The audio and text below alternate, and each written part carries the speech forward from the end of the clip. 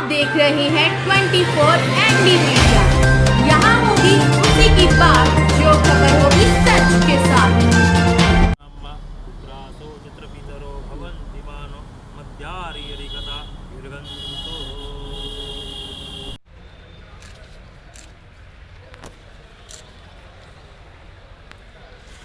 Sir थोड़ा स्वाहा स्वाहा पंथानां सुप्तार्चन मार्गम स्वयं करितसा राजद्वारेण महालक्ष्मी सरतो विजयस्ता।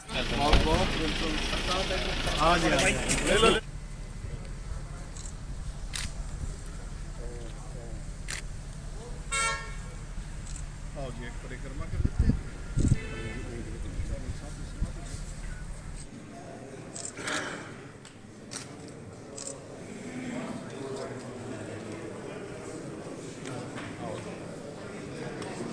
आप बहुत ईमानदार हैं, बहुत कर्मठ हैं और बहुत सरल हैं कि चौधरी साहब के प्रयासों से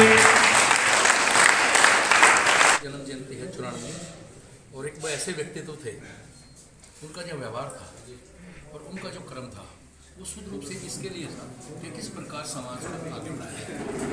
मैं विशेषकर इसमें यह बात कहूँगा कि उनका जो फोकस था वो इलाके पर तो था ही, सबसे बड़ा फोकस था कि हमारी बेटियां कैसे पढ़ें। और जो मोदी जी ने बेटी पढ़ाओ बेटी बचाओ का नारा अब दिया, वो उन्होंने 1970 में उस पर काम करना शुरू कर दिया। और आज इतने महाविद्यालय और स्कूल यहाँ पर उनकी वजह से खुले हैं और जो चल रहे हैं, बेटी शिक्षित हो रही हैं, एक बहुत बड़ा उनके व्यक्तित्व का पार्ट था। लगातार काम करना, हार जीत को स्वीकार करते हैं, उसमें सामान्य रहते हुए और हर आदमी की समस्या का कोई ना कोई तोड़ निकालने की अद्भुत कला उनके अंदर थी। आज एक ऐसे महान व्यक्तित्व की जयंती थी, हम सब यहाँ पर इकट्ठा होकर के हम सब ने उनको नमन किया, उनको श्रद्धांजलि दी और सभी ने प्रण लिया कि हम आने वाले समय में उन्होंने जैसे जैसे किया उस पर चल करके समाज की ज़्यादा से ज़्यादा सेवा कर सकें। बड़ौदा उपचुनाव में बड़ौदा उपचुनाव एक शानदार चुनाव रहा, बहुत अच्छा चुनाव रहा और बहुत ही अच्छे से भारतीय जनता पार्टी ने चुनाव लड़ा, बहुत ही व्यवस्थित तरीके से। और मुझे लगता है एक अच्छे मार्जिन से भारतीय जनता पार्टी के वहाँ पर जीत होगी और जींद की तरह वो भी पहली बार जीत भारतीय जनता पार्टी के खाते में दर्ज होगी। और एक शानदार चुनाव रहा। भारतीय जनता पार्टी का प्रत्येक नेता कार्यकर्ता वहाँ पर एक कंधे से कंधा मिला करके और इकट्ठा होकर के चुनाव लड़ा। और अगर कांग्रेस की देखा जाए तो शैलजा भी शायद एक ही दिन आई थी, माननीय शैलजा जी, और बाकी कोई और नेता नजर नहीं आए, तो उनकी एक ज़बरदस्त फूट भी वहाँ पर देखने को मिली। तो एक तरह से जैसे ये लगता था भाई वहाँ का जो हमारा चुनाव था वो विकास पर था और इस बात पर था कि बड़ौदा का विकास और आगे कैसे बढ़े, बड़ौदा का भविष्य अच्छा हो। जबकि वहाँ पर जो भूपेंद्र हुड्डा और दीपेंद्र हुड्डा जो चुनाव लड़ रहे थे वो अपने भविष्य की बात कह करके चुनाव लड़ रहे थे। ये एक मूल अंतर वहाँ पर जो चुनाव में रहा है और मुझे लगता है कि जनता विकास को पसंद करेगी और भारतीय जनता पार्टी वहाँ से जीतेगी। सर, सांसद दीपेंद्र हुड्डा का कहना है कि अगर कांग्रेस जीतती है तो सरकार 3 महीने के बाद तोड़ दी जाएगी। आपका क्या कैसे टूट जाएगी? आप क्या 40 विधायक हमारे हैं जी, पहले भी 40 थे। ये उनके लिए एक चुनौती थी, कांग्रेस के लिए, क्योंकि सीट उनकी थी, हमारे लिए अवसर था। हमने पूरी कोशिश की उस अवसर को बनाने की और मुझे लगता है वो अवसर हमें मिलेगा ही। तो सरकार पे कोई फर्क पड़ने वाला ही नहीं, क्योंकि ना हमारी सीट घटी ना हमारी बढ़ी। हमारे पास 6-7 आज़ाद हैं, उनमें चौधरी रणजीत सिंह जी मंत्री भी बने हुए हैं, बाकी 6 लोग चेयरमैन बने हुए हैं और 10 विधायक दुष्यंत जी के हैं। और वहाँ पर जज्बा के कार्यकर्ताओं और नेताओं ने बहुत मेहनत से काम किया, तो वो पूरा का पूरा संगठन वहाँ पर खड़ा नजर आया। और वहाँ पर जैसे मैंने बताया कि बापू बेटे के अलावा कुछ था ही नहीं।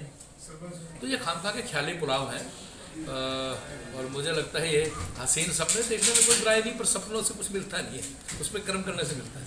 सर, किसान हर जगह सड़कों पर हैं, इसके बारे में आप क्या कहेंगे? देखिए, जैसे आज भी नहीं, इसमें फर्क पड़ गया।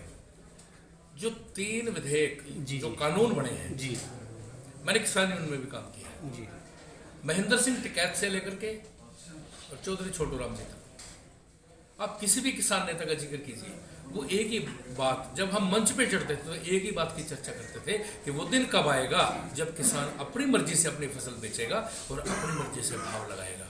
वही तो किया है, इसमें और क्या गलत किया?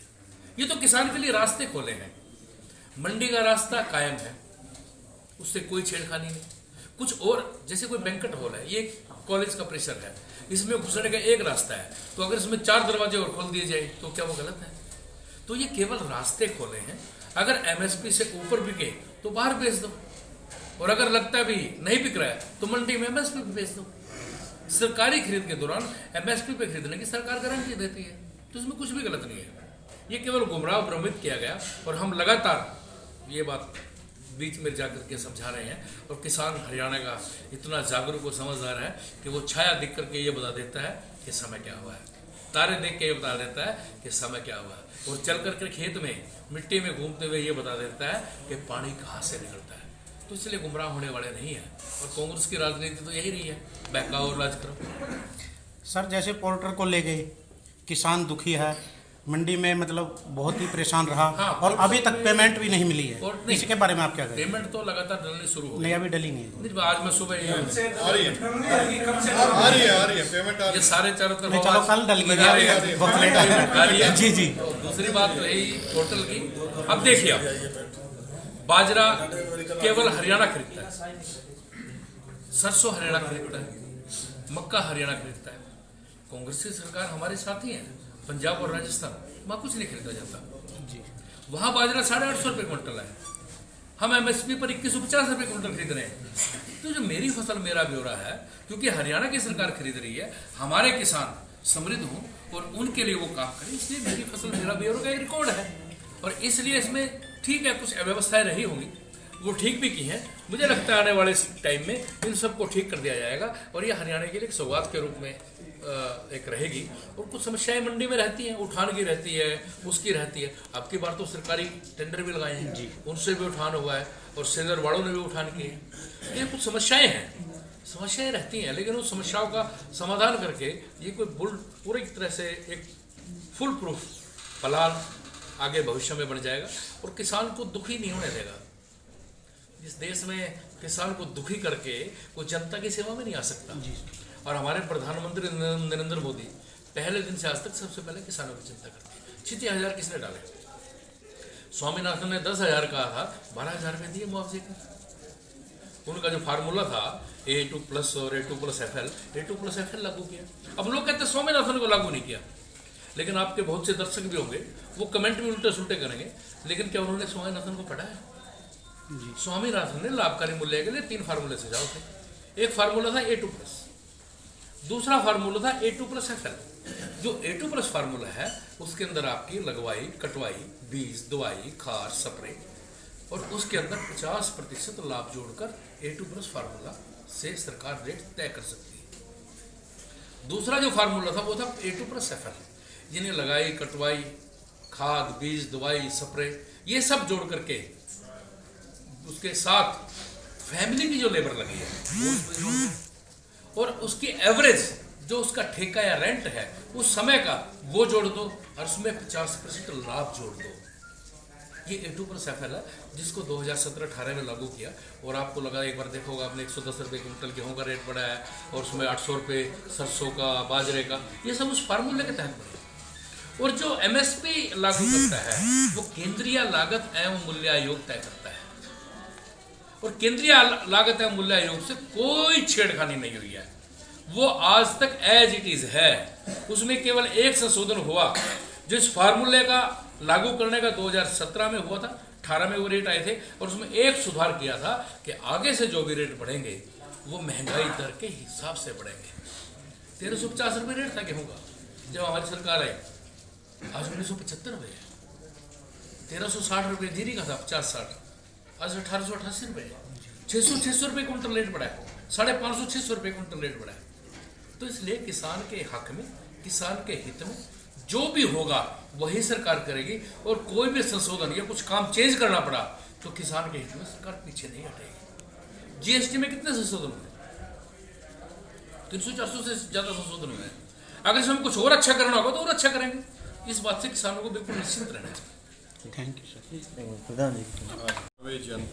जन्म जयंती का आज प्रोग्राम था, और हम लोग हर साल उनके जन्मदिवस पर कार्यक्रम का आयोजन करते हैं। आज के इस कार्यक्रम के आयोजन के लिए मैं हमारे मुख्य अतिथि श्रीमान वेदपाल महामंत्री महोदय का भी विशिष्ट अतिथि श्री अशोक गुज्जर प्रधान जी, चौधरी बचन सिंह आर्य जी पूर्व मंत्री हरियाणा सरकार, श्री रणधीर सिंह जी, श्री धमन सिंह जी, हमारे गणमान्य व्यक्ति इस प्रोग्राम में शामिल हुए और उन्होंने चौधरी साहब को पुष्पांजलि अर्पित करी। उनकी सेवाओं को याद किया गया है और इलाके के बहुत से सम्मानित नौजवान साथी बुजुर्ग भी शामिल हुए। उनकी सेवाओं को याद करने के लिए आज का ये उनका जन्मदिवस का प्रोग्राम किया गया है।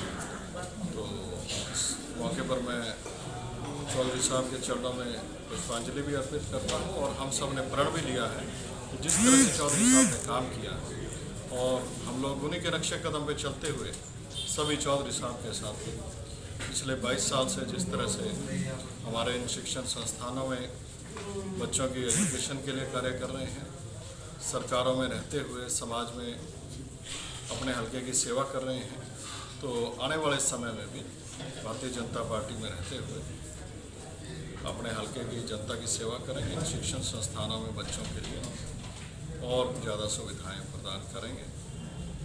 तो ये आज के कार्यक्रम इस तरह से रहा।